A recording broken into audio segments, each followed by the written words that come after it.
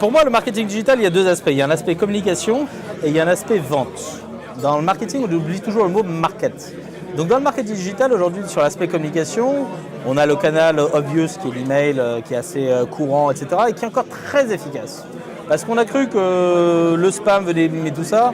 C'est pas vrai, on apprend à gérer son spam et le marketing par email reste efficace. Sur le digital, on a quand même un canal qui est très très puissant.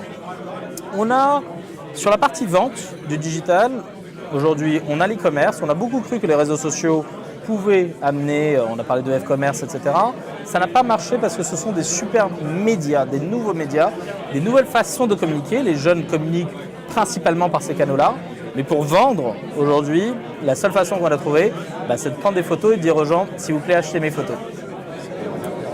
C'est pas évident de définir le marketing digital. Pourquoi ? Parce que déjà, c'est une définition qui va être très éphémère. J'espère que le marketing digital va être quelque chose qu'on oubliera dans moins de 5 ans, dont on pourra se dire désormais c'est complètement intégré dans le marketing. Il ne devrait plus y avoir de marketing digital à terme et il devrait y avoir un marketing global, dont le digital sera une partie intégrée. Alors aujourd'hui, le marketing digital, il est divisé évidemment en plusieurs équipes. Dans une entreprise telle que PriceMinister Rakuten, on a évidemment une équipe qui s'occupe de l'acquisition de trafic, qui va faire tout ce qui est donc de l'achat de trafic à l'extérieur de PriceMinister, mais online. Donc travailler avec Google, avec les affiliés, les comparateurs de prix, les retargeteurs, etc.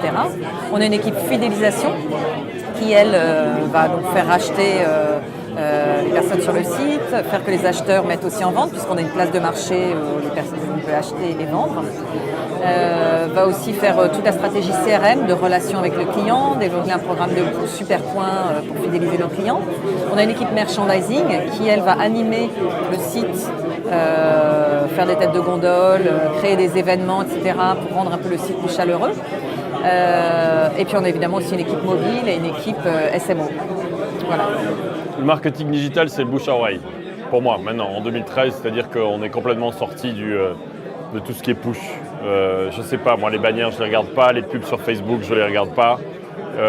Toutes les formes de publicité en ligne qui ne sont pas ce que disent mes amis, je ne regarde pas. Et ce que disent mes amis, ce n'est pas de la publicité, c'est là que c'est un vrai enjeu, parce que ça bouleverse complètement. Je me désabonne de toutes les newsletters. Je pense que le marketing, pour moi en tout cas, le marketing digital, c'est l'opposé de tout ce qu'on faisait il y a quelques années, parce que c'est justement pas du marketing, c'est pas push, c'est une conversation et une vraie communauté. Et c'est aussi arrêter de mentir, par exemple, parce que les marketeurs et les agences et les pubs, c'est beaucoup de mensonges. Mon produit est fantastique.